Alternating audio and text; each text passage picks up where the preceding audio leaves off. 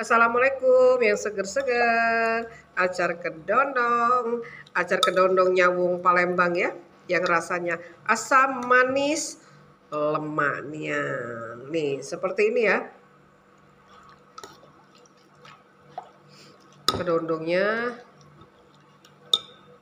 seger sekali ya. Ini garing dia rasanya. Nih.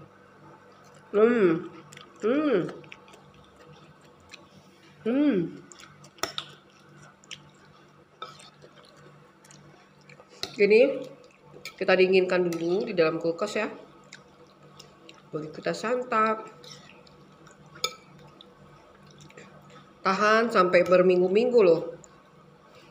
Makin didiamkan ya, semakin manis asamnya terasa dari kedondongnya ini ya.